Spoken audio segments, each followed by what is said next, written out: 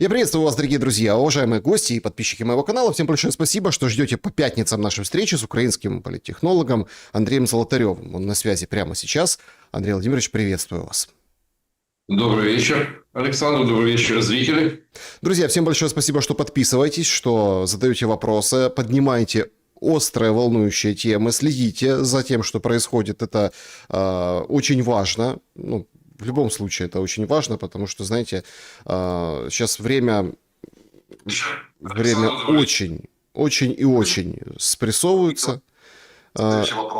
И вы знаете, Происходит это да, Андрей очень... Владимирович, у вас, я так понимаю, что есть звук, да, от меня эфира, пожалуйста, уберите его, а то я как бы себя слышу вдалеке, как говорится, на фоне.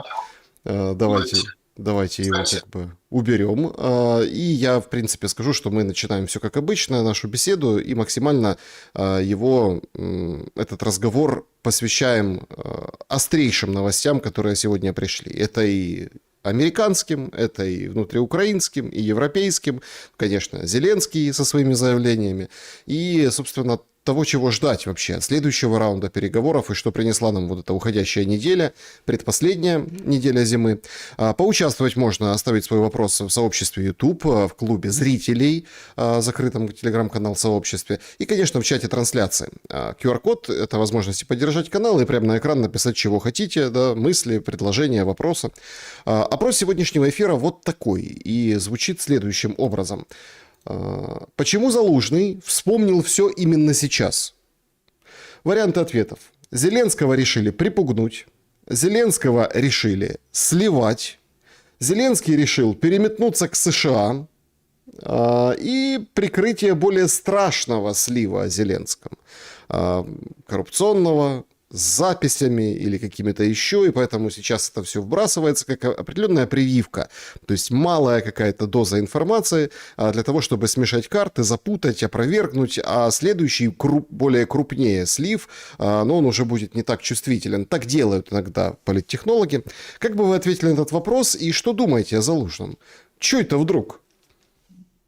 Знаете, у нас забыли о том, что еще, по-моему, осенью была такая тусовка в Лондоне Stronger Together, которая тоже поспешили назвать стартом избирательной кампании Залужного. И тогда ряд ориентированных на банковых экспертов и подавали именно под таким соусом. Потому что экс-нарком начал свою избирательную кампанию. Тогда, помните, называли и кто там вокруг него тусуется, и Сюмар, там и там медиасоветницу Тороп, и Пашинского докупы. Вот. Но это уже как бы куда более мощный сигнал. И исходя из того, что важен то масс-медиа, которое все это вынесло на свет Божий.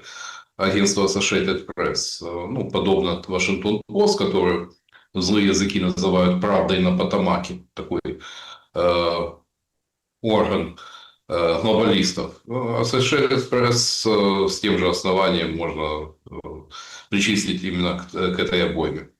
Поэтому в этот раз все намного серьезнее. Плюс вдогонку пошла еще Guardian, где Залужный упрекает Зеленского в том, что он не ввел военное положение и не нажал красную кнопку. Поэтому я думаю, скорее всего, это его решили припугнуть угрозой слива, показать, что незаменимых у нас нет, потому что все проходит, в том числе и, как говорится, годы пребывания у власти. И, возможно, нацелились отнюдь не на выборы, а на такую вещь, как правительство национального единства, где пересмотреть контроль, в чьих руках будет контрольный пакет акций, я думаю, у протеже наших глобалистов Соросят, и же с ним должен увеличиться, скажем так, их портфель, количество портфелей в этом правительстве национального единства. И, судя по всему, движение пошло в этом направлении.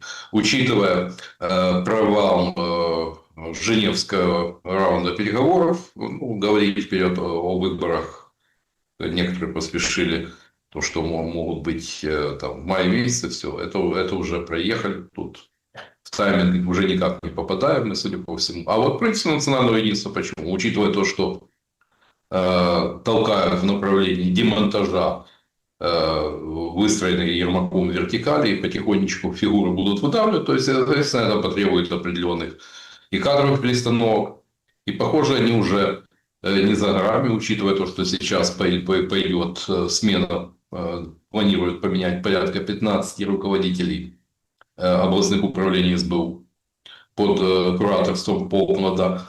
Вот. Но, учитывая нынешний такой откровенно полицейско-ментовской характер государства, то неудивительно то, что вот этот процесс уже, по-моему, запущен. И вот этот каминг-аут Залужного, ну, он не все, конечно, рассказал. Дело в том, что и, по-моему, Арестович ранее говорил о том, что были вот эти конфликтные ситуации с наездом Альфы и угрозой вызвать армейский спецназ.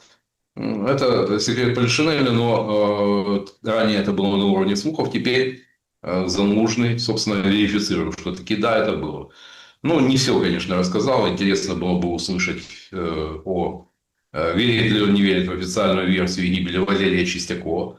Это его помощник, который коммуницировал с внешним миром и на которого выходили очень многие влиятельные политики, бизнесмены.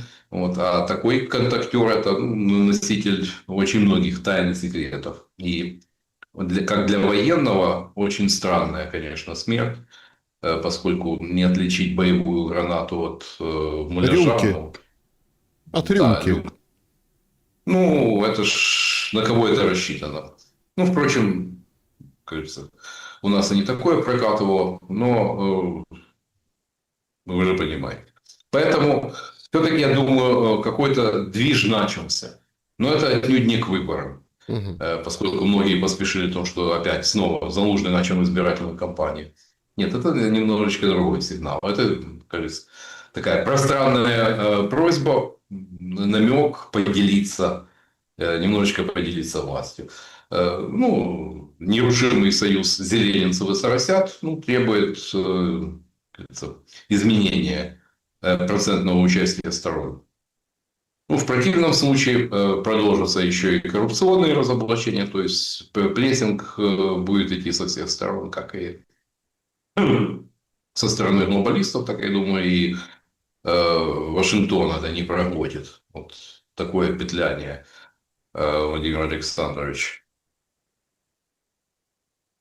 Андрей Владимирович, важный нюанс. Детали же очень интересные. Прям хотели убить Залужного.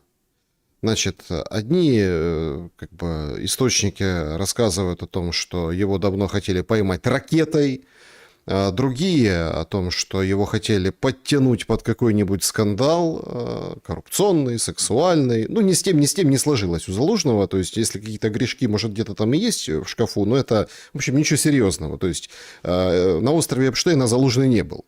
Все понимают прекрасно. И поэтому, если бы что-то такое было, то наверняка бы это уже всплыло.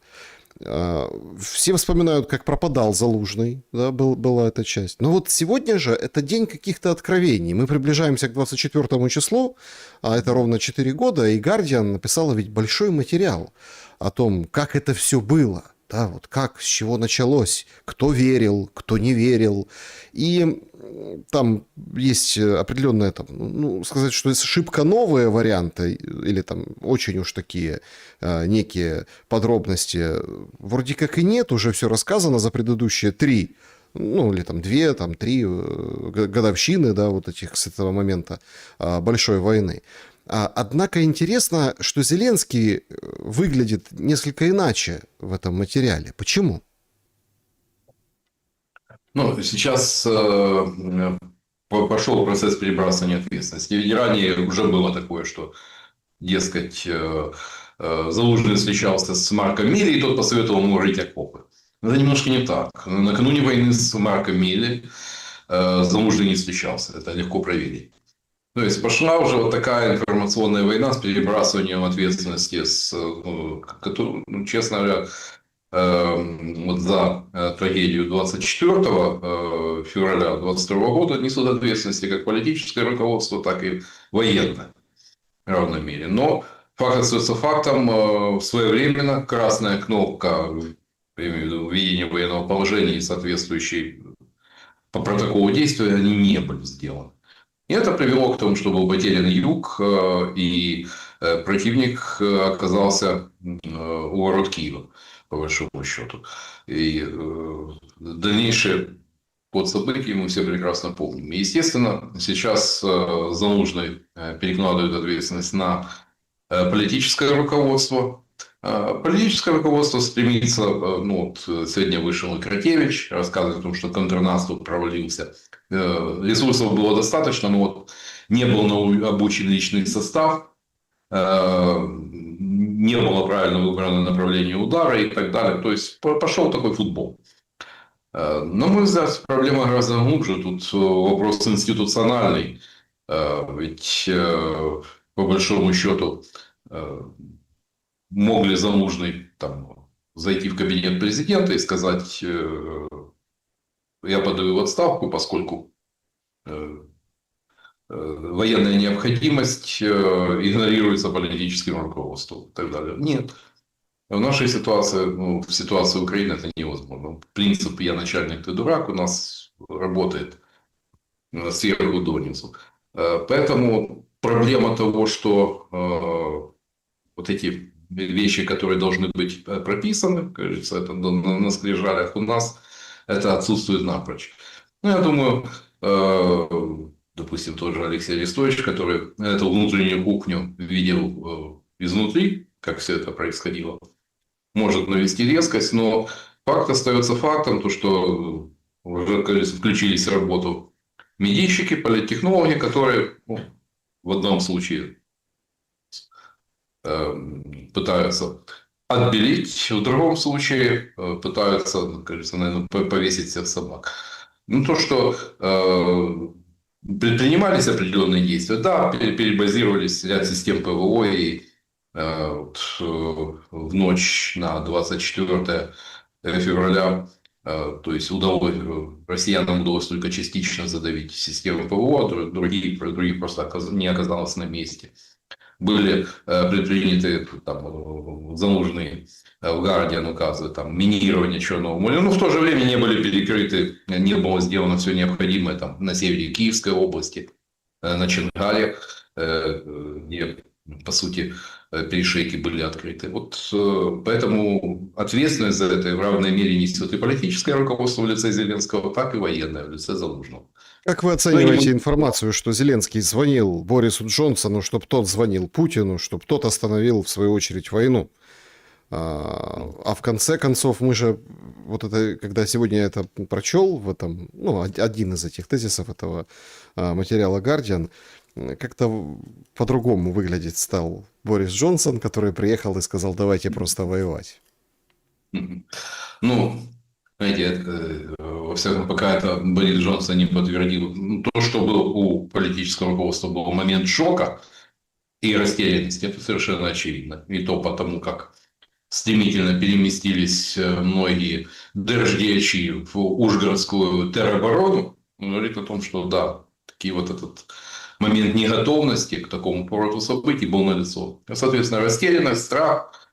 Поэтому вполне допускаю, что это могли звонить. Ну и интересно же другое, это по поводу упущенного шанса, о котором президент Чехии Павел говорил, то, что у Украины будет только одна возможность с контрнаступом. Но тут и вопрос, опять же, к Залужному. Почему? Любой военный знает, что оперативная внезапность это всегда для обороняющейся стороны, это всегда самое сложное — обнаружить, куда будет бить противник, в каком месте. Но тут, по-моему, 3 месяца активно из всех утюгов анонсировался вот этот контрнаступ, учитывая то, что такого тумана войны, как 80 лет тому назад, нет. Все, как говорится, просматривается благодаря беспилотникам, средствам космической разведки. Естественно, это получилось контрнаступление, когда били растопыренными пальцами одновременно и там под Бахмутом, и подработено. Причем, если осенью 22 года там не было ничего, никаких укреплений, то за полгода противник подготовился основательно. Линия Суровикина, ряды минных полей, плюс достаточно мощное огневое прикрытие. Естественно, это все превратилось в бросание стаканов в бетонную стену. И вот за это, безусловно, несет ответственность Залужный, как главком, поскольку достаточно много примеров Ну, погодите, того. стойте, откуда тогда Бахмут? Ну вот почему Бахмут стал фортецей? Я четко помню тогда, конкретно были публикации, что генералы говорили, уходите, не надо держаться, неудобное место. А нам все рассказывали, украинские военные эксперты, о том, что это место, наоборот, удобное, мы там уничтожаем россиян. И сейчас это уже... И сейчас это уже, знаете, тут уже даже никто... И вот смотрите, вот тогда же, как, все равно, как ни крути, 23-й год, ну, во-первых, было большое ожидание, во-вторых, была большая помощь по сравнению с той, которая сейчас, это прям космическая помощь финансовая, да, тогда вот... Не только финансовая, по военной технике, ну, поток с осени 22 года, поток военной техники, А потом, помните, все в леопардовые переодевались, ходили, леопарды, понимаете? Да. И другой был совсем, время было совсем другое, да, и в это время Бахмут не оставили. И я так понимаю, что вот если бы не Бахмут, то тогда бы все вообще война пошла по-другому. Об этом же говорит крамольное вот это интервью. Вопрос же не в том, что оставили, не оставили. Вопрос в том, что там предпринимались контратакующие действия. Достаточно большие ресурсы были брошены на то, чтобы отжать противника от Бахмута. И добились тактических успехов, но не больше. Но Подработина это превратилось в кровавую мясорубку с большими потерями в личном составе, в технике. И, знаете, как говорят, у каждого, как подобно тому, как у каждого героя есть свое кладбище, так у каждого генерала есть свое кладбище. И это кладбище, к сожалению, сегодня Залужного. Есть у него шансы политические? И на что? Насколько я понял, ваш ответ, это достаточно сенсационно звучит, по одной простой причине. Если бы не было заявления Галузина о том, что давайте внешнее управление, мандат ООН, временное правительство, оно стабилизирует ситуацию, проводит демократические выборы, и потом уже мы подписываем финальный договор, то, в принципе, как бы, если бы этого не было, то вряд ли бы носились бы так уж с этим правительством национального единства. И Залужный, видимо, под это метит. Одни говорят, что наоборот, Порошенко там должен быть канцлером или условно премьер-министром, а Залужный там кем-то другим. Изначально эту идею раскручивали технологи Порошенко, но Петра Алексеевича в упор не видят. И по большому счету он тут может быть только примкнувшим. Но говорить о каком-то там блокирующем или контрольном пакете речь об этом даже не идет. Вопрос еще и в том, что долгое время Зеленскому продвигали такую идею, том, что мы уговорим, будем говорить так, представители вот этого той части нашей, будем говорить так, представителей глобалистов, продавали идею о том, что мы уговорим Залужного не идти на выборы. А вот с выборами спешить не надо. А вот когда настанет время, будет у вас такой спарринг-партнер, как Белецкий, которого довольно активно и безуспешно продвигают. Команда у него работает довольно качественно, масштабно, хорошее финансирование, ресурсы есть. Это подобно тому, как Януковичу продавали идею Техноблока в качестве такого спарринг-партнера, у которого он обязательно выиграет. Но, как мы видим, вот эти планы накрываются медным тазом, и реминисценция с временами Ющенко тут Залужный мне очень сильно напоминает события четвертьвековой давности. Ведь там тоже, кстати, все начиналось с таких вот тусовочек типа, которые я говорил, там осени 25 года. когда вот это собрание зарубежных организаций украинцев благотворительного толка «Сильные вместе». Ну, подобно тому, как у Ющенко была фишка вот эта форумы нашей Украины, которые имели, безусловно, такой мобилизующий эффект, и потихонечку так группировали команду. Вот что-то вот очень много похожих моментов. Ну и самое главное то, что Залужного по-прежнему позиционируют вот в качестве такого же железного генерала, но мне кажется, чем дальше от того времени, когда он возглавлял, был главкомом, вот это будет работать все хуже и хуже. И тут уж другая восходящая звезда Кирилла Буданова, вот как с этим будет стыковаться. Но мне кажется, все-таки речь идет пока не о выборах, а именно о таком политтехнологическом проекте, вывести все. Ну, и учитывая раздрай и разброд в Верховной Раде, ну, почему бы и нет. То есть коды доступа, которые были у Ермака на паях с Арахамией, ну, что-то там случилось. Вот, и дело не только в немытых руках депутатов, поскольку ротавирус передается фекально-оральным путем, вот, а и в том, что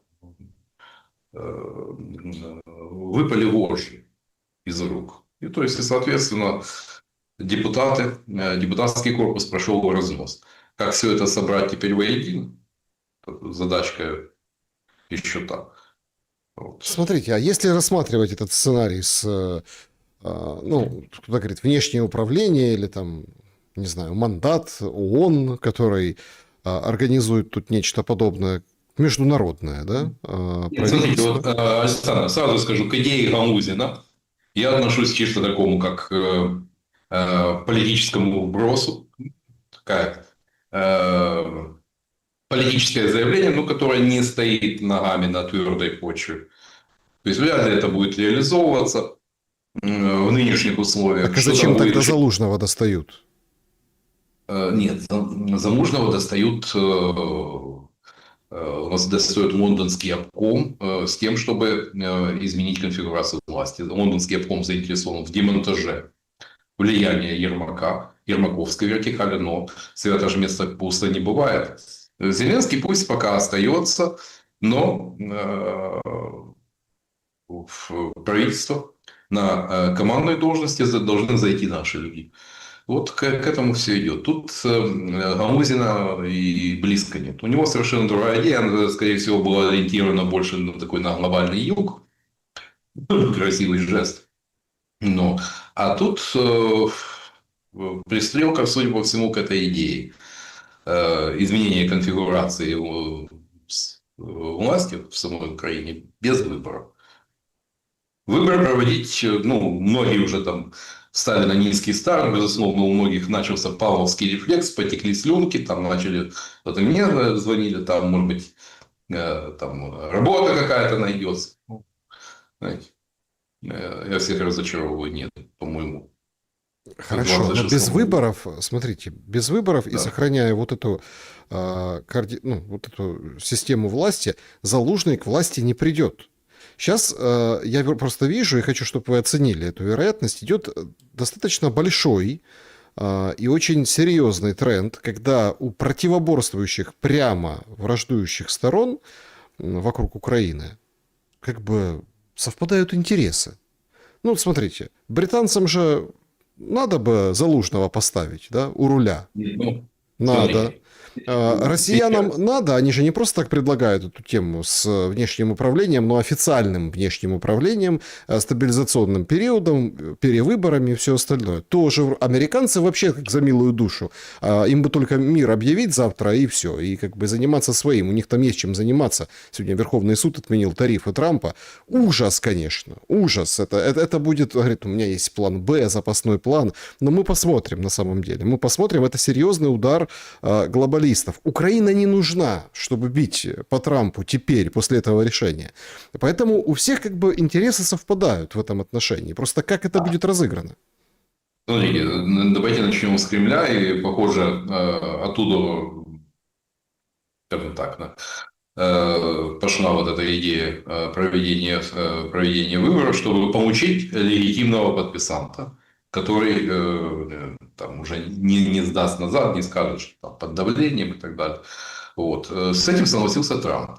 Ибо, ну, мягко говоря, Зеленского в Белом доме не любят, если не сказать жестче. Вот. И желают видеть кого-то другого. Ну, например, того же Кирилла Буданова. Ну, он отнюдь не для Залужного старается. Залужный это такой, жупил. Это такая очень сильный раздражитель для Зеленского. То есть, чтобы сподвигнуть и, в принципе, чтобы удержать контроль внутри украинской власти, для Лондонского обкома не обязательно проводить выборы, а достаточно провести смену Кабмина, продвинуть своих номиналов на ключевые должности. Поэтому схожесть, да, есть, но на этом все и заканчивается. Переговоры. Насколько на следующей неделе они могут быть успешнее, чем на этой? И вообще, на этой успешные были? Что за странное возвращение Мединского на 1,5 часа без американцев, чтобы поговорить с украинскими представителями? Буданова почему-то не вспомнили среди тех людей, которые говорили с Мединским эти 1,5 часа. Знаете, ну, за 1,5 часа провести серьезные переговоры невозможно. Можно вербануть, конечно, но я не думаю все-таки. Кто кого? Все-таки, учитывая, скажем, прошлое, спецслужбистское прошлое Буданова и специфику Мединского как культуртрейдера, ну, я не думаю, что он выступил в качестве такого змеи-искусителя. Но о чем-то говорили, безусловно.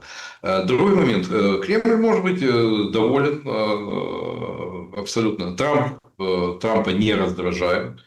С Трампом все хорошо. И более того, Уитков прямо заявил о том, что возможно, это же сенсация этих переговоров, о том, что возможно отмена части санкций даже без подписания мирного соглашения. Вот. Шикарно. И теперь уже говорится не о 12 триллионах, а гешефте на 14 триллионов. На минуточку. То есть, там масштабы растут. То есть, тут все хорошо. Вот. И, возможно, как раз рокировка в составе российской делегации в движении на авансцену Мединского – это такая изощренная месть со стороны Кремля, которые могли бы хлопнуть дверью после покушения на Алексеева, но зачем? Зачем бить горшки с Трампом? Зачем напрягаться на этом векторе? Сделали проще. Пошлем Мединского с его историческими экскурсами и подходом о том, что история – это политика, обращенная в прошлое. Ведь даже один из политобозревателей CNN, близкий к Уиткофу, у него постоянно выступает конфидент, он прямо сказал о том, что Мединский выступил в качестве такого деструктивного фактора переговоров, загнал переговоры в тупик. Поэтому у нас, конечно же, это радостно подхватили, разгоняя к месту и не к месту, но факт остается фактом. То есть, как бы и не бьем горшки с американцами, и ясно показываем, том, что никаких уступок не будет. Ну, то есть, соответственно, Лавров уже накануне сказал, потому что все уступки были сделаны в Анкоридже. Ну, то есть, соответственно, все заходит, загоняется в глухой угол. Поэтому каких-то подвижек и сенсаций есть, конечно, и среди моих коллег, тех, кто продвигает такую версию о том, что, ну, вот, дескать, технические детали там уже обговорены, и все решено, и там осталось всего-то немного. Но я пока на перспективы смотрю скептически. Возможно, помните, Буданов говорил о том, что в феврале будет шанс, но, к сожалению, я могу сказать, что этот шанс уже упущен. Все, поезд ушел. Так, а зачем тогда на следующей неделе переговоры? Нет, ну дальше переговоры, мы же ранее говорили, переговоры идут, война продолжается. в очередной раз сядут и договариваться. Без результата. Сегодня все обсуждают, как Трамп открывал Совет мира, фотографии, вот эти там, Милей пел в микрофон, представители Средней Азии, Токаев выступал, все вот собирались. Токаев вообще премию имени Трампа предложил учредить Совету мира. А чего? Хорошее дело. Не совсем понятно. Трамп говорит, будем приглядывать за ООН, да? Но как бы вместе с ООН будем действовать. Многие говорят, что это конкурент ООН. Как вы думаете, эта организация Совет мира, записанная в пунктах плана, как повлияет на переговоры, которые, я так понял, ну, судя как бы по нашему разговору и вообще по происходящему, их там запланировали несколько встреч, раз в недельку, например, да, по одному дню, по 2 дня, по несколько часов, и вот так вот и будут продолжать, ну, как бы для Трампа, да, а Совет мира каким боком к переговорам, может ли как-то, ну, повлиять? Пока никак. Да, Александр, пока никак не повлияет. Ну, если бы двинулись все-таки ближе к какой-то финализации переговоров, я говорю, даже если осталось там 5%, то, о чем не договорились, значит, не договорились по всем 100. Вот. Если бы все-таки продвинулись ну, ближе, возможно, тогда да. Вот подобно тому, как Совет мира там погазил уже, ну, возможно, дальше мониторинг соблюдения прекращения огня там, с участием Совета мира и так далее, но не сейчас. Сейчас Совет мира явно пока это только такой оформляющийся проект. Да, это на месте ООНовцев я бы напрягся, учитывая то, что потихоньку Соединенные Штаты выползают из структуры ООН, то ну, наверное, Трамп, как нью-йоркский застройщик, как и Уитков, ну, не могут смотреть спокойно, что громадные площади на Ист-Ривер, шикарное место, занимают какие-то бездельники, проедающие деньги, от которых никакого толка нет, и которые не могут практически ничего решить. То есть, поэтому пока это еще, как говорится, будут сосуществовать, но я думаю, замыслы Трампа в отношении Совета мира распространяются ну, намного дальше. И, по сути, это попытка сформировать альтернативу Организации озабоченных наций. Есть ну, такие перспективы, что условно, ну, как бы решения могут принять и без Зеленского, без Украины. Вопрос только, как это будет обставлено. Возможно, этот вариант с внешним управлением или временным правительством, может быть, и для этого и предлагается. Опять-таки, да, крутили же всю неделю эту историю про 12 триллионов. Дмитриев это опроверг. Говорит, нет у меня, нет пакета Дмитриева на 12 триллионов. Ну, нет. Это все фейки, это все выдумки. Вместе с этим, сегодня очень интересно отработали коммуникационный такой пробный шар, закинули, что Зеленский якобы... Ну, причем, я так понимаю, что журналисты тут ни при чем, которые это обсуждали. Источники реальные, источники просто слили специально эту информацию, скормили там. Wall Street Journal те опубликовали, что, все, Зеленский дал команду воевать 3 года. То есть 3 года войны, потому что переговоры полностью провалились. Потом это все опровергли. О чем это говорит, Андрей Владимирович? Ну, на 3 года я так далеко бы не заглядывал. Тем более, что надо думать не насчет 3 лет, а как хотя бы этот год концы с концами свести. Поскольку и не рассуждать, там, сколько миллиардов пообещал Дмитриев там, в этих проектах. Ну, мне кажется, все намного проще. Это, по сути, речь идет о ну, фактически демонтаже санкционного режима в отношении Российской Федерации, которая, ну, вот эта схема. А у нас иная ситуация. Ведь помните, у нас аплодировали там, европейцев наконец-то разродились этим 90 миллиардов, но Венгрия ветировала. Вот привет Владимиру Александровичу, ну, его живот Орбана, там прочие его. упражнения в словесности, теперь будут икаться. А нам надо думать о том, как свести этот год. Поскольку расчет был на то, что такие 30 миллиардов придут в украинский бюджет, ведь у нас дыра. У нас при доходах бюджета 43 миллиарда долларов, если так в долларовом эквиваленте, расходы более 83. Вот и эту дыру чем-то надо закрывать. И расчет был, а теперь Венгрия ветирует. Я думаю, таки додавят, но проблема же в другом, потому что без этих 90 миллиардов, из которых 2/3 останется европейским производителем оружия, возникнут проблемы с кредитом МВФ. А кредит МВФ – это маркер своего рода. Хотя там, понятно, эти 8 миллиардов, они в казну практически не попадут, они сразу уйдут в счет погашения долгов МВФ. Но это маркер. Другие давать не будут. А как в таких условиях обеспечить войну? Ведь война, как еще говорил Наполеон, требует 3 вещей. Это деньги, деньги, еще раз деньги. А с деньгами полный швах. Ну, Вот так об этом у смотрите, нас тут же возникает очень логичный ответ на это. Венгрия это сделала, понятно, потому что там предвыборная, и Украина вмешивается в выборы Венгрии. Это откровенно, можно сказать, и никто камнем не бросит, потому что это правда. Потому что там закарпатцы поддерживают вот этого мадяра, который там молодой. Да. Партию ТИСов, да. Молодой претендент на то, чтобы стать руководителем Венгрии. И Зеленский сам направо и налево не может без Орбана жить, понимаете? То есть это понятно. Иногда лучше жевать, чем говорить. Но погодите, это ведь сделано все вот специально. Вы видите, как кучно пошло? То есть привет по Залужному. Потом раз денег не дали.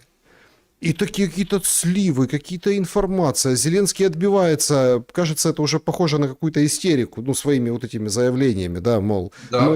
мы уже ищем компромисс. Это уже с нашей стороны типа компромисс. Да, вот так. Он уже там и так, и сяк. Заявления просто такие несусветные даже где-то о том, что если меня убьют, никто не остановится. Если Путина не станет... Скоро заявление Зеленского должен будет комментировать не политолог, а психиатр. Ведь понятно другое. Если ты позиционируешь себя вот в этом глобальном проекте антитрамп, неудивительно, что тебе прилетит. И как, опять же, мы многого не знаем, что мог наговорить еще там в частных беседах наш президент. Вот. Ну и на месте Трампа я бы обиделся насчет того, сколько там Путину осталось. Ну, Путину 73 года, а Трампу вот 14 июня будет 80. Вот. И опять же, Владимир Александрович, ну, видимо, все-таки с творчеством Булгакова плохо знаком. Просто стоит напомнить то, что один из персонажей «Мастера и Маргариты» говорил: человек смертен, это было бы еще полбеды. Плохо то, что он иногда внезапно смертен. Вот в чем фокус. Вот это в полной мере относится и ко всем фигурантам нынешней истории. Поэтому... Ну хорошо, это действительно аргумент, чтобы Украина была сговорчивее? Блокировка 90 миллиардов. Безусловно, это такое алаверды, учитывая то, что Венгрия крайне болезненно отреагировала на прекращение поставок по нефтепроводу «Дружба». Вот, и Словакия. Но тут вопрос даже не в том, что порядка 10% дизтоплива в Украину поступает из Венгрии и Словакии. То есть это можно перекрыть там, через Румынию. А с учетом того коллапса, в котором оказалась наша энергосистема, еще и импорт электроэнергии. И вот тут намного все больнее. Поэтому так, на мой взгляд, мы оказываемся в куда более уязвимом положении. Там-то могут потерпеть. Там могут, конечно, попросить и Хорватию дать альтернативный маршрут. Да, это будет дороже. Да, это сложности, но это, скажем так, не тянет таких негативных последствий, как то, что если нам обрубят поставки дизеля и электроэнергии. Ну и плюс еще и кредитование. Учитывая плачевное положение нашего бюджета, в котором зияет такая дыра, на минуточку, в 50% расходной части. Выдержит Украина, да, без этих денег. И даже, смотрите, тут же важно, даже проволочка этих денег уже ставит под угрозу и пенсионеров, и, в Конечно. общем, Конечно. всех других Ну, граждан. как? У нас же решение давным-давно известно. У нас работает принцип национализации убытков и приватизации прибыли в нашей. Уже нам дают понять о том, что с концом отопительного сезона нас ждут другие тарифы на электроэнергию. Ну, с учетом того, как замахнулись по бизнесу, там более 20 гривен за киловатт-час электроэнергии. И у даже таких вполне крепко стоящих на ногах коммерсантов волосы на голове дыбом встают. Ну, у пенсионеров будут инфаркты и инсульты. Вот. И повышение цен на газ, я думаю, там тоже выйдет хорошо, так за десяточку за кубометр газа. Ну и так вот, допустим, вот если у меня на 300 квадратных метров в отопительный сезон, это выходит сейчас порядка $150 газ в месяц, то если помножить на 2, нетрудно догадаться, какого масштаба будут эти суммы и с нашими тут доходами. То есть, и вполне себе европейские цены, ведь уже и сейчас киловатт-час электроэнергии в Венгрии стоит дешевле, чем в Украине. Ну, поднимут и еще. Вот хотели в Европу, пожалуйста, вот вам европейские цены при американских зарплатах. А плюс еще, судя по всему, маховик инфляции начал так набирает, заметно набирает обороты. А это инфляция, как известно, это налог на бедных в первую очередь. То есть у богатых активы в недвижимости, в драгметаллах, в валюте. А вот те люди, бюджетники, пенсионеры, они по полной программе выгребут. Да, дальше начнут, наверное, начнет работать печатный станок, начнут распродавать, и это уже процесс идет золотовалютные резервы. И, судя по всему, если вопрос не будет с кредитами закрыт, ну, собственно, получим квантовый скачок курса доллара по отношению к гривне. Андрей Владимирович, сегодня какие-то, ну не знаю, прям какие-то такие очень интересные сообщения, криминальные, приходят целый день. Вот как с утра началось, так, собственно, и вот вечером и продолжилось, и закончилось, да, как это криминальная Украина или там криминальная Россия. Короче, бодро отчитались спецслужбы, что нашли, в общем, приняли молдаван, которые группой должны были убить Юсова, это спикер разведки украинской, бывшее ведомство Буданова, и чуть позже потом выяснили Гордона. Представляете? В ФСБ наняли молдаван, чтобы, так сказать, устроить здесь длинные ножи. Это вот днем было. А к вечеру ближе, простите, пожалуйста, чеченцы на Бали, ну, сказочные Бали, Да, да. похитили сыновей двух криминальных авторитетов. Там история мутная, нашли по женам, они выкладывали красивые фоточки с геолокацией. Один из сыновей вроде как успел сбежать, а за второго требуют $10 миллионов. Причем там все как положено. То есть речь идет о бизнесменах Ермаке Петровском и Игоре Комарове. Причем это те бизнесмены, которые причастны к колл-центрам, к офисам вот этим. Да. И там все, знаете, и там все как в 90-х, вот это там, пришлем палец отнятый, или там, и так далее, и так далее. Утюги, паяльники в самые интересные места. Это что у нас получается? Как бы заходит война на этот уровень, ведь как-то от российской стороны мы не слышали таких историй про ликвидации или какие-то вот такие элементы неочевидного запугивания. Вот давайте подождем чуть-чуть, потому что все-таки тут попахивает фейком. Насчет колл-центра, в том, что там, ну, как теперь называют, офисы. Да, это, как говорится, Днепр, столица, ракетная столица Украины превратилась в столицу аферистов. Ну, под сенью карбонавтов, угнездившихся еще с 15 года у руля в городе на Днепре. То, что там их более полусотни, и работают все под крышей. Одни ментов, другие СБУшников, третьи там УРы. Ну, помните, как Коля Тищенко по губам поводили. И Ермак ничего сделать не мог даже, да? Да, да, да.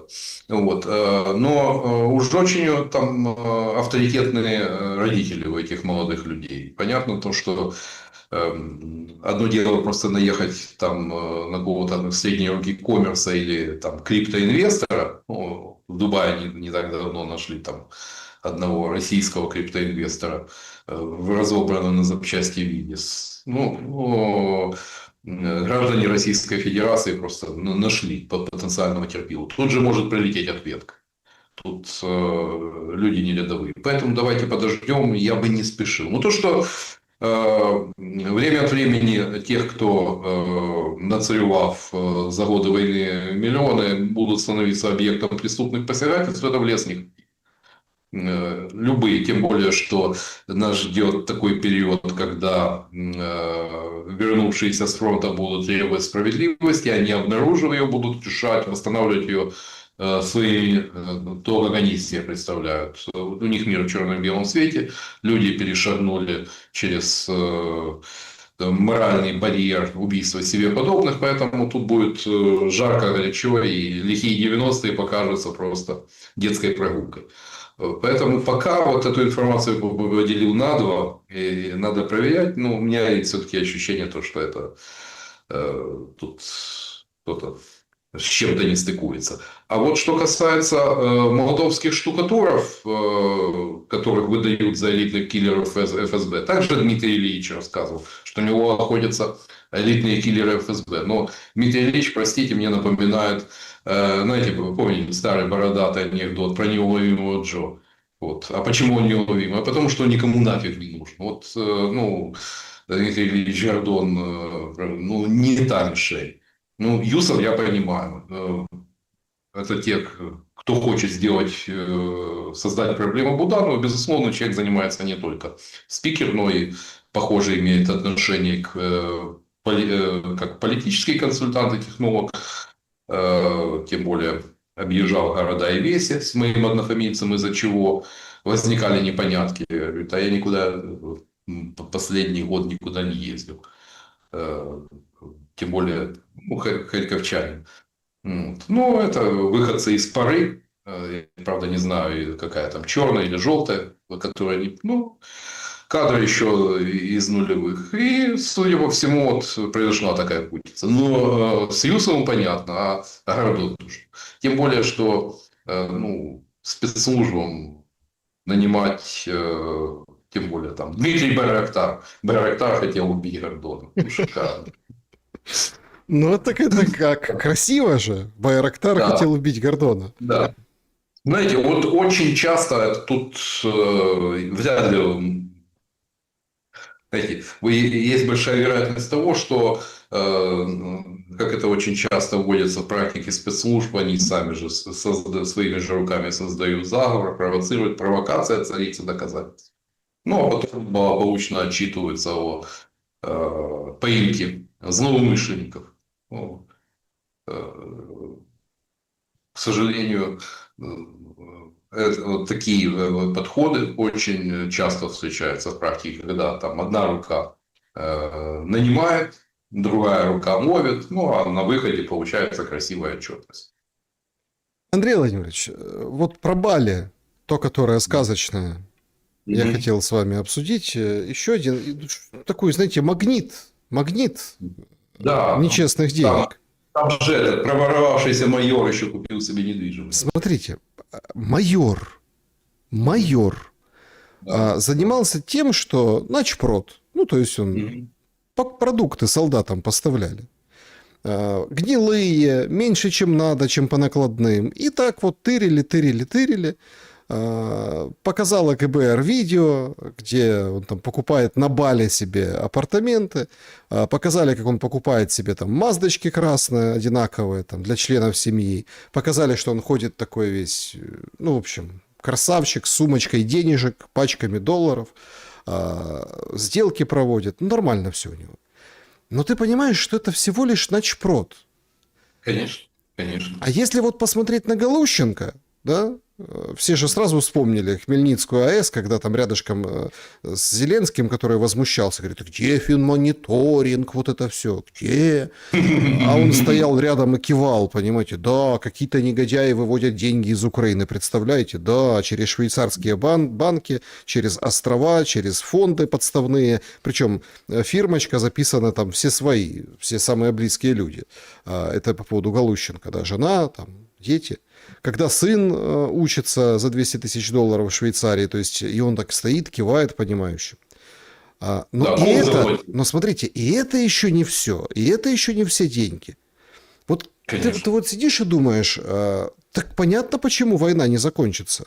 Ну, понятно. Конечно. Потому что элементарный начпрод может себе как бы квартирку на Бали купить, Галущенко сына отучить, ну и так далее, и так далее. Вот не люблю считать деньги в чужом кармане, но у нас сформировалась целая инфраструктура войны. То есть те люди, у которых больше в жизни не будет такой возможности из грязи в князи. Ну, чисто вот нормальное поведение нищебродов. То есть людей, которые никогда серьезных денег в руках не держали, тут счастье привалило. Это те же ТЦКшники, ряд наших реестровых волонтеров и, там, и связанных с оборонзаказом. То есть, когда деньги льются рекой, их особо никто не считает. И, естественно, ну, я приводил пример, как тратятся вот эти деньги, которые от партнеров привалило. Оружейный магазин в Аризоне, что-то там собирались купить. Отправили 27 миллионов долларов. 27 миллионов долларов – это деньги. Как только деньги ушли, на следующий день хозяин этого магазина перестал отвечать на телефонные звонки. Выпал из чата, так сказать. Фирма Лехмар. Вот наш глава Госпогранслужбы имеет отношение к этой афере. Там тоже на сотни миллионов долларов. Деньги ушли, продукции нет. Ну, куда-то деньги пришли, и явно тут они оказались в чьих-то карманах. Понятно, есть посредники, но люди сказочно обогащаются. И, к сожалению, вот эта инфраструктура войны, она денег, скажем, там на орды ботов, которые будут там сидя где-нибудь в Нідерландах і Германії, там агітувати за кордони 91-го року і там рассказывать о том, что пока там тут на свино-собачьей разговаривают, война будет продолжаться и так далее. Поэтому все намного серьезнее. Другое дело, то, что попадают, конечно, такие вот, вроде этого главного военного психиатра ВСУ, который тут же побежал покупать недвижимость. Ну, купи там драгметаллы где-нибудь там на дачу и себя закопай и веди скромный образ жизни. Ну, люди, которые не застали еще 70-е, 80-е годы в СССР. То есть, первое, ну, цеховики, которые выращивали миллионами советских рублей, тогда, полновесных, ездили там на таких зарядных «Жигулях» и там, объясняют, что нельзя высовываться. Вот нельзя высовываться. Старые, мудрые еврейские. Очень полезно, да? Да. А этот, если ТЦКшники и всякого рода жулики, наживающиеся на войне, нас сейчас смотрят, это бесплатный совет от Золотарева, купили слиточки, положили, закопали в огороде. Нас не смотрят, и я думаю, просто у этих людей, когда к ним попадают в руки большие деньги, у них отключается элементарный здравый смысл. Тут советую, не советую. Это бесполезно. То есть, людей срывают крыши. И вот бегут покупать красивые машины, недвижимость на Бали. Ну, это надо быть полным идиотом. Тем более в современном мире, где все довольно прозрачно. И хотя Бали находится за десятки тысяч километров от Украины, но, тем не менее, вычислить, там, как говорится, навести резкость не составляет большого труда. Ну, а тем более там, стоимость недвижимости там, 150-250 тысяч долларов минимум. Ну, это... Сообщили сегодня, что украинские спортсмены будут бойкотировать Паралимпиаду. Церемония открытия имеется в виду, потому что там российские и белорусские флаги. А, Кто вот им это советует? Как вот вам кажется? Потому что, ну Ну, вот, то, посмотришь на Сибигу, посмотришь на вот этих потужников, знаете, и немножко становится как-то не по себе. Ведь то, что там сейчас ходят, все бегают с этим шлемом, да, и это же фактически ну, те, продолжение вот этой кто истории. красил шли. Вот, Александр, Яроскевичу там набросали порядка 700 тысяч долларов.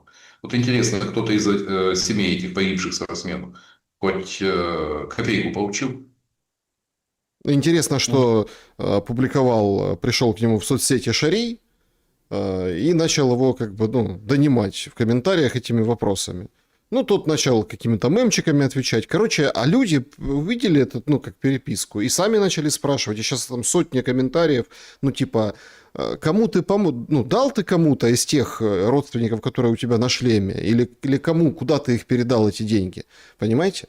Тут же тоже парадокс такой. Этот футболист, который влепил левый боковой ТЦКшнику, ему тоже же начали деньги собирать. Не так, конечно, Ахметовыми 10 миллионов и Гороховскими всякими, а просто люди банки создавать. Он сразу отказался, говорит, ребята, я эти деньги не возьму, давайте эти деньги, хотите на армию, хотите на деток, вот, в общем, мне не надо. Мне надо только одно, чтобы эта ситуация перемелилась, и я смог играть в футбол, ну, там, доигрывать в футбол, там, сколько ему, ну, лет 5-7 еще он поиграет нормально на своем уровне. Гражданин Российской Федерации Засуха тут же оперативно разорвал контракт. Так злые языки говорят, что обзванивали и руководство клубов, чтобы вот не было больше как Алиев, который там вышел и выразил солидарность. И Милевский, по-моему, Алиев и Милевский. То есть вот это напугало. Естественно, вот, опасаются того, чтобы ну, вот, противодействие действиям ТЦКунов, оно не набрало организованный характер. Естественно, это будут душить. Тут, по-моему, все совершенно очевидно. А вот этот кейс со шлемом и вот этот демарш, что тут сказать? Ну, демонстрируем худшие черты нашего народного характера в действии. Мелочность, сварливость, обидчивость, инфантильность под маской принципиальности и при этом фанатичное упрямство. Ну, мы так видим, что россияне же возвращаются, понимаете, и в спорт Да. возвращаются, и в других моментах. Кажется, что вот эти санкции, а их там множество на самом деле, они абсолютно разные, это не только там финансовые или еще какие-то, а там даже вот коммуникация, контакты, они уже становятся большой помехой. Ну, вот этот эпизод с застрявшим ледоколом немецким. Ну, то есть Европа прям требует, это же вы там рядом, помогите. А как мы поможем? Мы не можем вам помочь. Санкции на нас по судоходству, по ледоколам. Ну, тем не менее, понятное дело, да, там отправили ледокол, вытащили ну, немецкую посудину. Но с Германией что-то происходит странное. Мерц то говорит, Россия европейская страна, то потом вообще какую-то абсолютно противоположную историю заряжает. В моменте с Залужным день в день такое ощущение, что кто-то прям позвонил и попросил. Немецкий Шпигель публикует материал о том, что Залужный взрывал потоки северные. Ну, как бы, да, на другую чашу весов что-то нужно бросить. То есть Зеленский был против, а Залужный не послушался, и там, вопреки политическому руководству. Ну, то есть абсолютный бред какой-то, если честно. Понимаете? И тем не менее этот бред кушают, и это сейчас работает. People have it, к сожалению, какого-то плюрализма мнений у нас, когда идет такой однонаправленный поток информации, без анализа, без критики, ну, естественно, это оно дает свои молодые результаты, к сожалению. Скорее негативного толка, но это данность. Почему Запад такой двоякий? Ну вот почему? То, что... Вы можете объяснить? Вот смотрите, даже пример с белорусами. Ну, во-первых, на этой неделе Зеленский ввел санкции против Лукашенко. Теперь, в общем, знаете, Шелест, Лукашенко, там еще много таких хороших людей, не в одном списке, понимаете? То есть присовокупил. Но ведь давайте же так, кроме шуток, да? Если так вот без шуток, давайте посмотрим на ситуацию. Ситуация же такая, достаточно неприятная. Вроде как, да, Лукашенко не смог поехать на саммит мира, потому что якобы поздно сказали. Путин тоже не поехал на Совет мира. Отправлялись делегации с министром иностранных дел, а им визу не открыли. Сказали, ой, не можем, а как без визы ехать? Как бы кинули, получается, членов Совета мира? Или потому что Беларусь не может скинуться в общий котел, там наколедовали 7 миллиардов, и 10 миллиардов дает Америка на газу. Может поэтому? Так они чего-то выкроили, почему так? Странное какое-то поведение Запада. Дело в том, что политика, она всегда лицемерна. И политика всегда пронизана вот этой готентотской моралью, когда мы у кого-то что-то, это нормально, а когда у нас кто-то что-то, то это ой-вей преступление, это терроризм и так далее. Вот. Но с легкой руки глобалистов это приобрело просто фантасмагорические масштабы, вот это лицемерие, оно уже абсолютно не прикрыто. И те люди, которые нам много и красиво рассказывают о ценностях, на самом деле очень хорошо разбираются в ценах. И для них цены, имейте в виду, всегда были и остаются выше ценностей.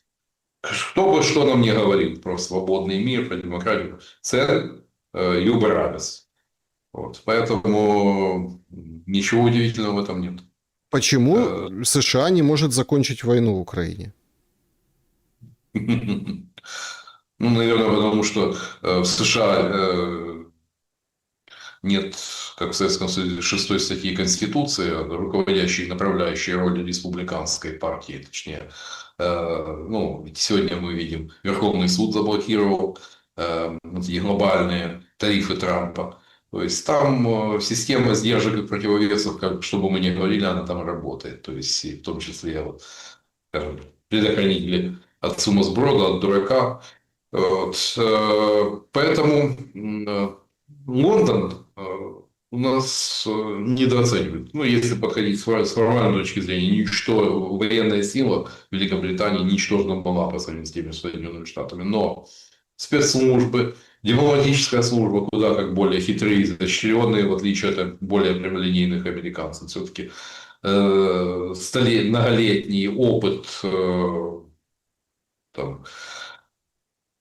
точнее столетия такой работы дают определенную фору и приносят результаты. Посмотрите, как филигранно топят мирный процесс. Ну, как бы и вроде и не придерешься, там, уши не сильно торчат. Но всем все понятно, тем не менее. Поэтому Соединенные Штаты, они не свободны по определению в своих действиях. И о проблемах команды Трампа на украинском направлении я не раз говорил. Ну, в отличие от демократов, ну, нет у Трампа своей Виктории Нуланд, которая бы столь же хорошо ориентировалась в реалиях украинской политики, знала персонали, то есть что надавить, где печеньки раздать. И это, естественно, радикально снижает коэффициент полезного действия. Ну, обращаю ваше внимание, ждите новостей в ближайшие 2-3 недели. Галущенко может показаться так. Это может быть, Галущенко это только цветочки, а ягодки будут впереди. Возможно, там и прилетит и по воронке. Возможно, полезет информация про аудит американской финансовой и военной помощи. То есть много интересного нас ждет в ближайшие месяцы. Безусловно, Трамп, его команда, то, что происходило за последние 2 недели, просто так не проводит. Сегодня события, ну, да, вот 12-летней давности. Многие вспоминают, обсуждают, пересматривают какую-то хронику, делают какие-то свои умозаключения. Годовщина расстрелов на Майдане. Да.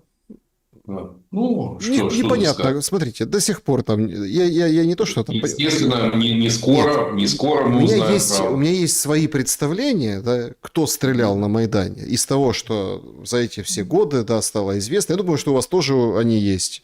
Кому это было выгодно, кто это все учудил. И, ну, учудил такое слово, не очень корректное в этом отношении, потому что поменялась вообще история. К февралю месяцу Майдан затихал. К концу Да. февраля. К концу Но февраля уже... там все, смотрите, все происходило 10-14 дней. Как бы начинает, идет деэскалация, утихает, выдыхается.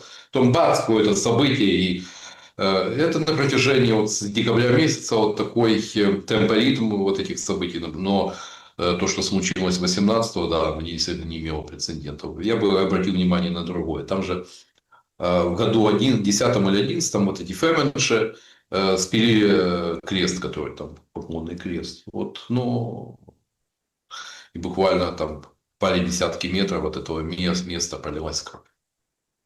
Как бы хочу просто напомнить, Бог не фраер, он все видит. И, к сожалению, у нас делается очень много из того, что укладывается вот эту форму «Бог поругаем не бывает». Ну, и чего же удивляться. Ну, получается, смотрите, Да. есть же ощущение, что идеология Майдана с надписью «Свобода наша религия», Нет, ну это... он победил, Майдан победил. И к чему это привело? Майдан, победил не Майдан, Александр. Победила сцена Майдана. Так. А дальше, ну, система-то осталась прежней. Да, там покрасили перила во столб жовто-блакитный колер. Да, поменяли таблички, там, повалили памятники. А система осталась той же. Какие бы вывески там не висели, какие бы векторы там, евроатлантические стороны, таможенный союз, система осталась неизменной. Власть – источник зарабатывания бабла. Сословная система. Все это, увы, вот, декорации поменялись, но система осталась прежней.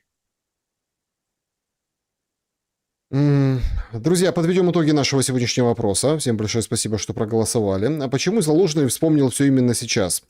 Разделились голоса. 6% считают, что Зеленский решил переметнуться к США.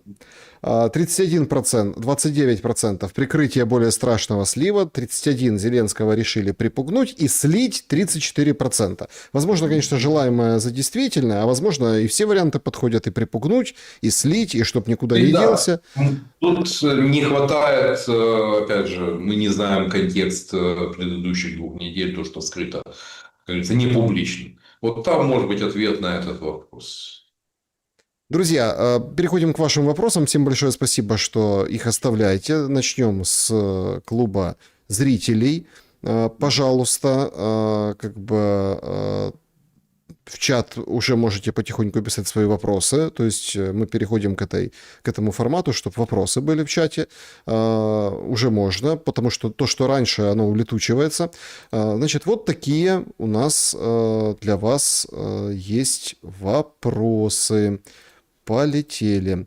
Андрей Владимирович, не кажется ли вам, что в нынешней Украине все происходит как будто понарошку?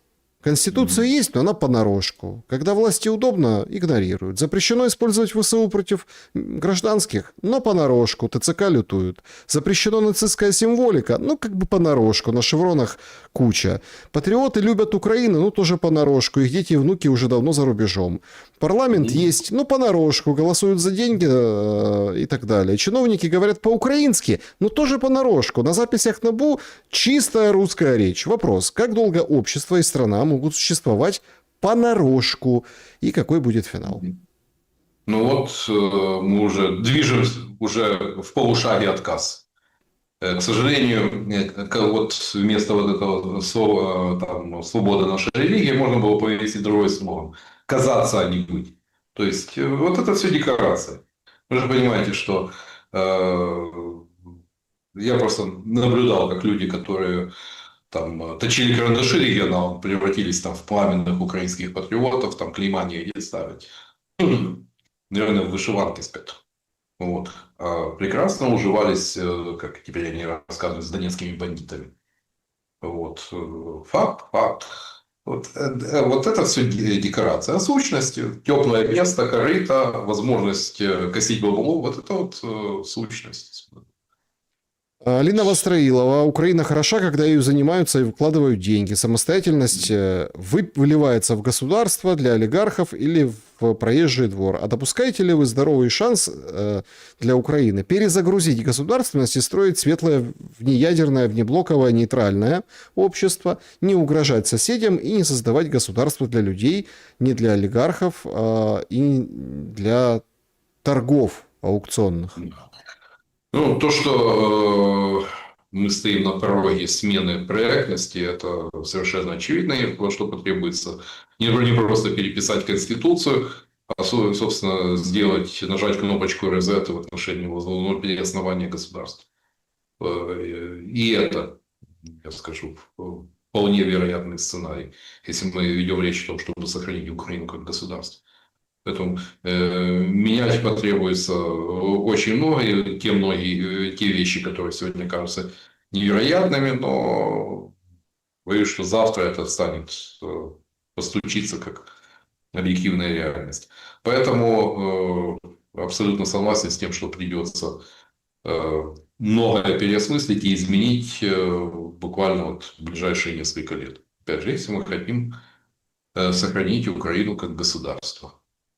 Прежде всего, я бы хотел не просто Конституцию еще там переписать, а никто вот из потенциальных соискателей гетьманской булавы не может дать внятный ответ на вопрос, как нам перезагрузить экономику, ее перезапустить, поскольку от былой модели аграрной индустриальной Украины остались рожки до ножки. Ну, тот же металлургия, минус 2/3. Химическая промышленность тоже. Что там еще осталось? В Калуше, Карпаты, Нефтехим, там, не знаю, работает или нет, но производство азотных удобрений на нуле, поскольку нет достаточного количества газа. Одесский припортовый стоит. Машиностроение, этим говорить, но с чего-то жить государство должно. Ну, завтра мы не сможем и 40 миллиардов собрать. Ну, ладно, там наш стационарный паразит, менты, бюрократы, крупные и мелкие чиновники, а социальные обязательства государства, пенсионеры, допустим, люди, которые там пользуются теми или иными льготами, государство окажется в состоянии не выполнять свои социальные обязательства. И вот больше всего тревожит то, что никто ничего внятного сказать не может. Как создать экономику возможностей. А у нас же по-прежнему елозит всю ту же модель постсоветской Украины. Ну, уже, по-моему, там, как говорится, дотрахались уже до дна. Уже воровать нечего, по большому счету. И с экономикой, которая соответствует масштабу формату третьего мира, но нам ничего хорошего не светит. У нас будет и все общество, и политика будут такого, как в третьем мире, со всеми вытекающими последствиями. Криминализацией, коррупцией, с бандитизмом, с преследованием инакомыслящих. То есть тут... Но, к сожалению, внятного ответа ни от Залужного, ни от Буданова мы не слышим. Грузия сама себе дала железобетонные гарантии, что она не была антироссией. Сможет ли Украина дать себе такие гарантии? Спасение утопающих – дело самих утопающих, не правда ли? Сергей пишет. Другое дело, команда Иванишвили, в отличие от Михаила Николозовича, сделала такой разворот курса Грузии. Она не давала себе гарантии. А Украина, судя по всему, она будет поставлена перед неизбежностью. Так а у нас нет такого Иванишвили?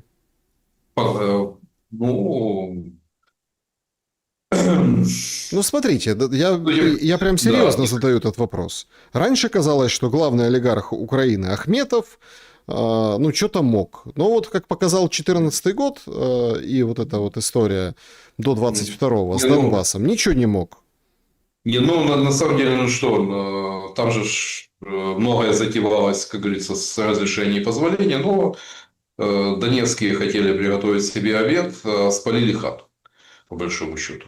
Ведь там далеко не последние люди участвовали. Сначала это просто планировалось как такой элемент давления торгов с Киевом, но очень скоро процесс вышел из-под контроля, плюс включились еще внешние силы, ведь ну, достаточно того же Елькина вспомнить, и все понеслось. А сейчас, ну, просто Ренат Леонидович куртуазный маньерист. Делигархизация, есть делигархизация, мы, канал Украина, в который были вложены очень немалые деньги, большой коллектив, закрыли. Ну, остатки там что-то в проект «Мы Украина», но он, по-моему, тоже уже загибает. Мгм. Вот. Собственно, понятно другое, то, что заокеанский чужой рано или поздно схарчит украинского олигархического хищника.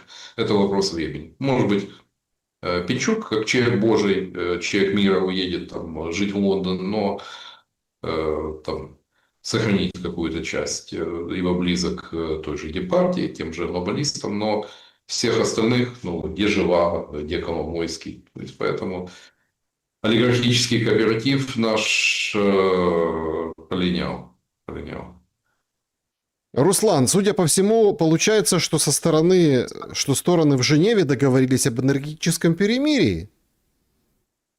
Ну, складывается такое ощущение, но нам пока об этом не сообщили, но понятно, сколько времени уже нет таких массированных ударов. Уже более недели.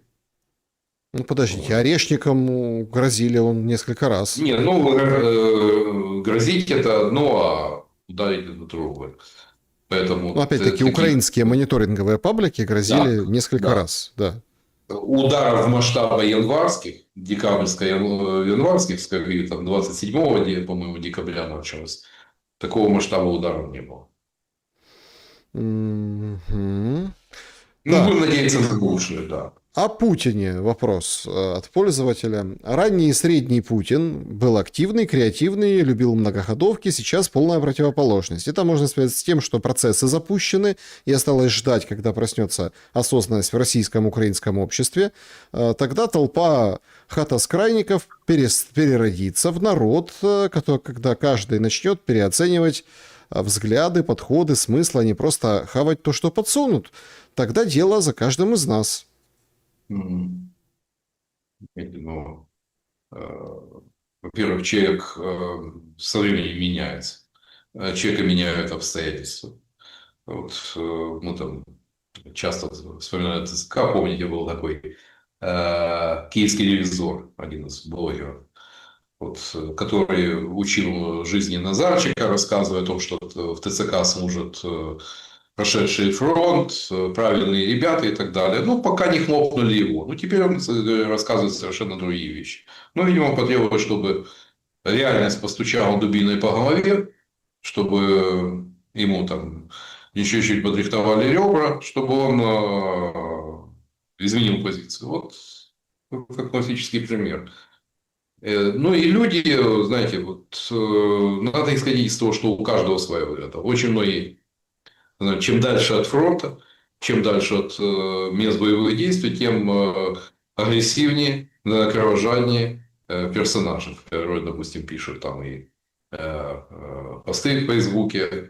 Ну, у многих просто личный интерес, поскольку это тимчасовый прихисток в странах Евросоюза, в той же Германии или Бельгии, где платят нормальные пособия, но это их личный интерес. Понятно, заканчивается война и попросят, поскольку убежище временно, их попросят честь знать. Вот. И поэтому люди исходят из соображений личной выгоды, прежде всего. Как повернется ситуация там, спустя год-два, но в социально-экономическом плане ничего хорошего не ждет. Поэтому я думаю, а учитывая то, насколько процесс запущен, я думаю, что вряд ли люди сумеют построить правильные причинно-следственные связи, почему они оказались в таком плачевном положении. На это потребуется, ну, если не месяцы, то годы, чтобы развернуть ну, в сторону более адекватной оценки ситуации. Что нас ждет, если Валера Залужный заменит Зеленского? И будут ли рычаги давления у США на него? Ну, рычаги давления будут, безусловно, поскольку с 212 миллиардами долгов и при доходной части бюджета 43 миллиарда, ну, невозможно быть суверенным и независимым по определению. Поэтому рычаги давления будут. А во всем остальном это те же яйца, только вид сбоку. Поскольку ну, Залужного будет делать его свит. Кто там окажется? Как с Виктором Андреевичем. Ведь как человек Виктор Андреевич был довольно приятным, с ним было о чем поговорить.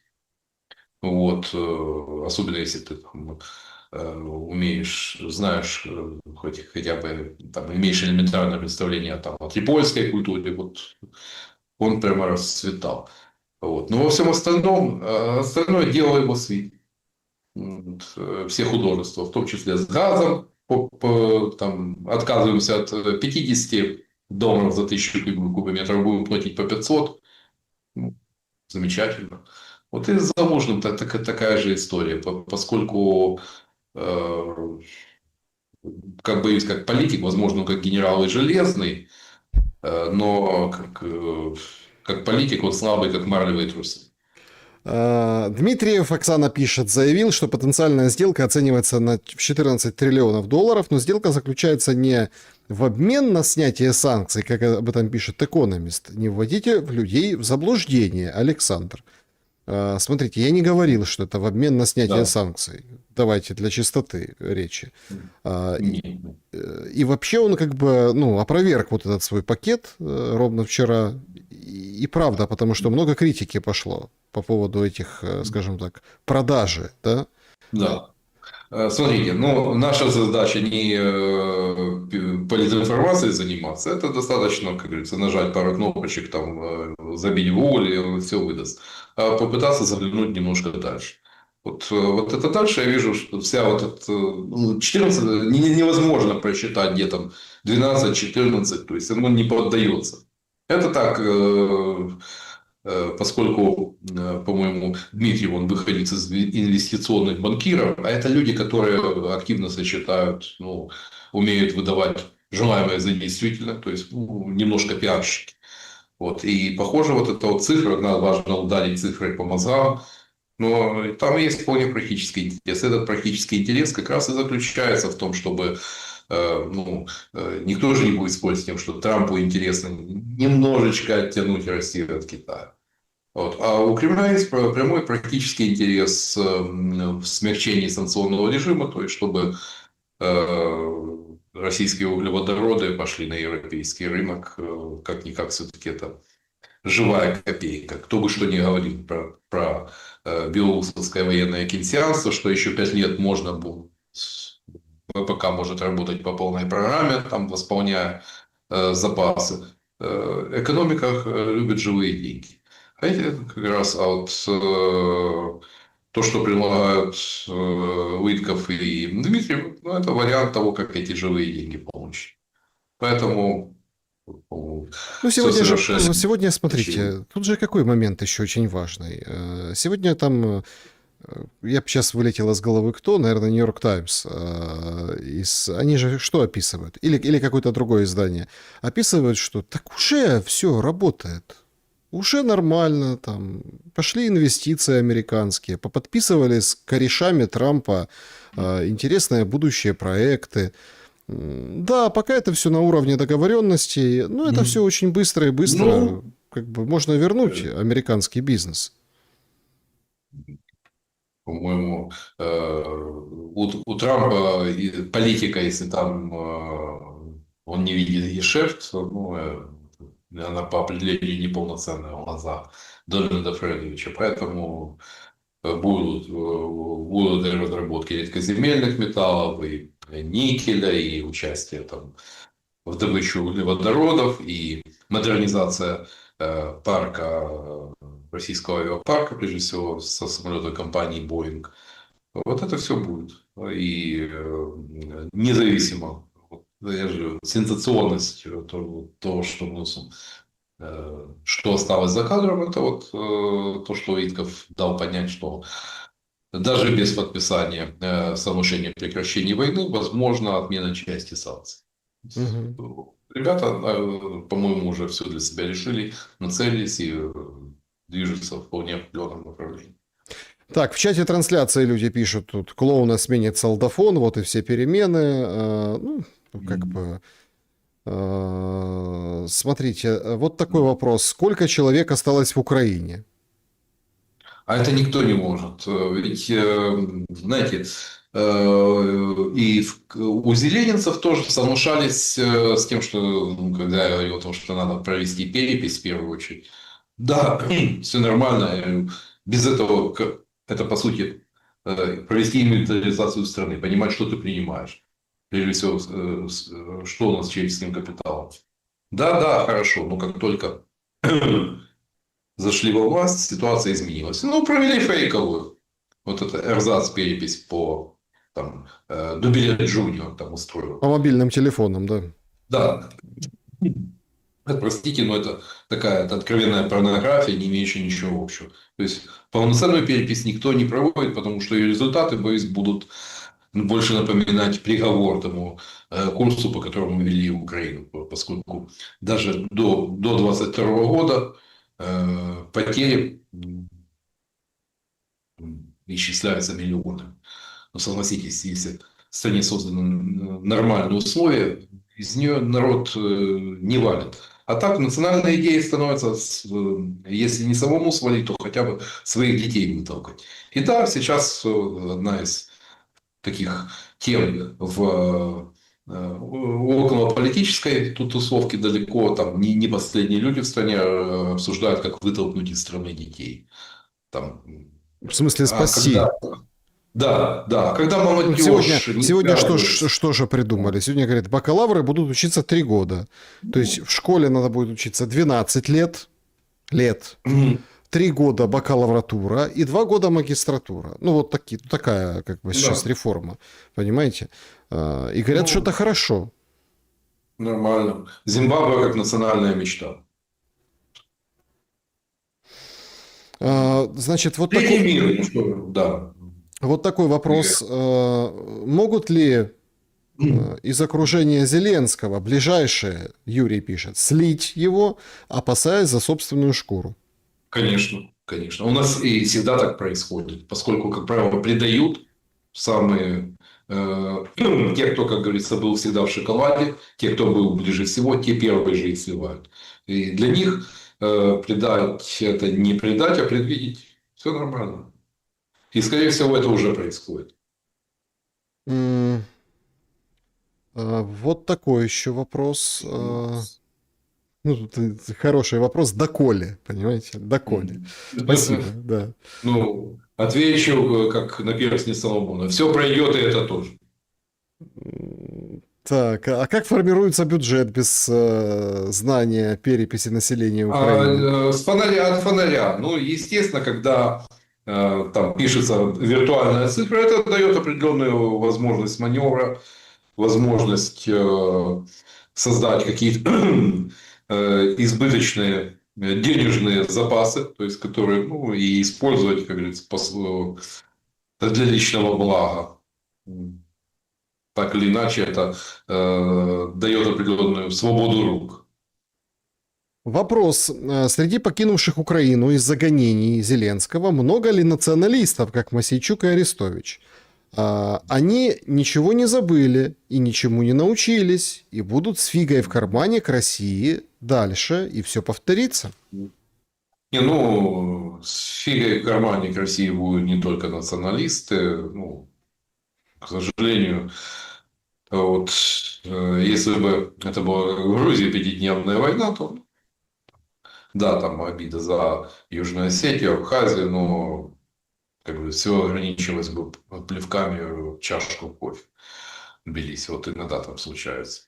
При том, что все внешне толерантно, нормально принимают, вполне радушно, но случается то, что плюют в ход. Вот все бы этим и ограничивалось. Но слишком много крови пролилось и с той, и с другой стороны. И вот эти раны так быстро не затянутся. Не то, что с фигой, с камнем за пазухой.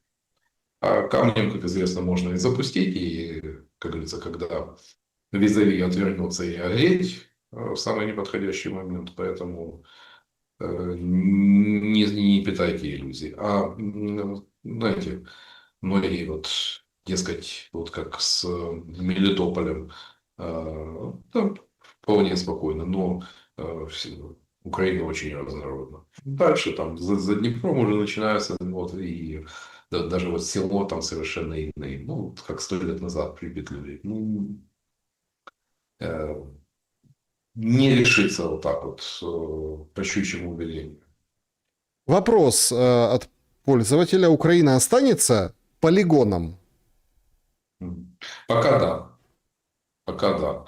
Но будем надеяться, что рано или поздно к рулю государства, главное, чтобы не слишком поздно, придут те, кто будет адекватно оценивать ситуацию, что все-таки лучше, если мы говорим о независимости и суверенитете, то э, быть наемником, компрадорчиком, это не самое лучшее, что можно для настоящей. Это то, что рано или поздно приводит к трагедии для государства и, собственно, приводит государство в состояние глубочайшего кризиса, который мы наблюдаем с Украиной. Вопрос. Поэтому... Как после видео с ТЦК следующее поколение украинцев будут оценивать самих себя? В 1937 году камер не было, а сейчас видео не удалить и на чужих не спишешь. Пакуют же украинцы украинцев. Что нас ждет? Ну, одним из вариантов может быть сведение счетов, банальное сведение счетов. Ведь, да, это ж с учетом там количества видеокамер и что цифровизации не так сложно установить, там, кто тебя паковал по беспределу. И у многих будет искушение восстановить справедливость, наказать. И с такими прецедентами столкнемся. Подобно тому, как там, в 43-44 году, еще до того, как там НКВД добиралось, до полицаев добирались односельчане. Верит ли Золотарев в инопланетян? Нет. Я честно, я человек старой школы. Если, конечно, сидеть сутками, там, смотреть YouTube, интернет, поверишь. Но я верю фактам пока. То, что существует какая-то... То есть, возьмите банально бальбекские веранды в Ливане. Камни весом, глыбы камня весом, так как кирпич, весом 1500 тонн. Подогнаны так, что не загонишь лезвие. Ну, какая технология? Современные технологии это не могут сделать. Максимум грузоподъемность крана там 500 тонн. А там 1500 тонн минимум. Вот как это объяснить? Но пока не видел фактов, говорящих о том, что инопланетяне где-то рядом. Ну... Нет, ну Трамп же обещал рассекретить что-то. Да. Поэтому дело Ну, такое. некоторые мне вот рассказывают о том, что, дескать, вот нашим лондонскому обкому и с этими глобалистами-рептилоидами, благодаря контактам с инопланетянами, удается вот так охмурить весь мир. Ну, я не отношу себя к числу там, конспирологов, верящих там, всемирных заговоров с участием жидомасонов и инопланетян. Да уж, значит, так, где сейчас Золотарев? В Украине. В Украине, да. В Украине. Потому что многие, если я там сижу в футболке, то ну, быть такого не может. Я должен мерзнуть от холода, я должен там сидеть 18 часов без света, электричество, все работает. В доме 25 градусов тепла. Так что все нормально. Да, но это же тоже, понимаете, многие устроили такую Ну, это тоже это низкий пиар. Одевают там потеплее, шапочки, вот это выходят в эфир, чтобы быть Не, ближе к народу. Ну, но елки-палки. вот это, знаете, вот этой хорошей еврейской привычки прибедняться у меня тоже. Так, А пожалеете. Да, Шелест инопланетянин. Да, спасибо. А, вопрос Золотареву. Каждое правительство в Украине в разы хуже прошлого. Народ выбирает то, чего сам достоин. Это уже аксиома? Ну, к сожалению, иногда вот, как говорила бабушка, когда ты кого-то, прежде чем кого-то там сослаться и обвинить, надо всегда перед этим смотреть в зеркало. Во многом как раз это ж не инопланетяне нам привозят президентов. К сожалению, украинцы обманываться рады, они ищут магическое мышление, но присуще не только представителям власти, но и рядовым украинцам, которые считают, что вот, как говорится, по щелчку пальцев и все может устроиться, но при этом зачастую не способны элементарно самоорганизоваться, чтобы хотя бы возле своего дома навести порядок. Вот, и вот эта неспособность и неготовность у украинцев к ответственности за свои поступки приводит к тому, что получаем себе достойных. Значит, так, лучше пусть в шлемах приходят на эфире. Ну да. Вопрос, что лучше? 5 раз выбирать разных недалеких президентов или 1 раз, но прекрасного? И знаете, ну один раз, и вот у меня экономический детерминизм. Я не раз привел пример, когда кто-то из азиатских реформаторов, если у вас среднедушевой доход в год менее $5000 на душу населения, то вы будете выбирать клоунов, артистов, аферистов, спортсменов, шоуменов, но не ответственных политиков. Поэтому, к сожалению, хоть один раз, хоть и раз в 5 лет, но э, с нынешним положением дел в украинской экономике это наша карма. Как вы думаете, почему в Европе украинцев любят кратно меньше, чем, например, сирийцев? Спасибо. Ну, смотря в каких странах. И, ну, тут же есть определенная заслуга и наших сограждан. Хуцпа свойство не только нашему президенту, но и многим нашим соотечественникам. И тем более, если человек работает и платит налоги, ну и, и смотрит, что рядом кто-то вполне безбедно себе живет на пособие, при этом ездит на приличной машине, как бы вполне такого трудоспособного возраста, естественно, он задается вопросом, что это за люди. И в Германии, к сожалению, отношение к украинцам значительно улучшилось. И не только в Германии. Польша, допустим, Чехия, там большинство украинцев все-таки работает, и работает много и тяжело, но у Польши там, ну, учитывая нюансы исторической памяти, там свои проблемы, вот, свое отношение. А вот в более зажиточных странах, к сожалению, вот, что называется, заработали. Антикризом Александр спрашивает, отмены пошлин Трампа станет удар по Ирану? И что вы думаете, в принципе, о возможном ударе, который должен состояться на днях? Уговаривают этого не делать, в том числе и Лондон, вот, и европейские столицы. Трамп обещал подумать, но, похоже, курок взведен. Вот. И дело не только там в том, что по-прежнему пиццерии работают вокруг Пентагона, работают круглосуточно, вот этот индекс пиццы скачал, днюют и ночуют, но туда на Ближний Восток полетели самолеты-заправщики. Это говорит о том, что там все в полной готовности. И все это может быть даже хоть это, хоть завтрашнее, хоть через неделю, все это может случиться. Судя по всему, учитывая то, что Иран пока отказывается идти на сделку, ну, там промежуточный вариант с вывозом обогащенного урана в Россию будет. Пока признаков вот такой ядерной сделки я не вижу. Скорее всего, я больше склоняюсь к тому, что этот удар будет нанесен, но учитывая то, что последствия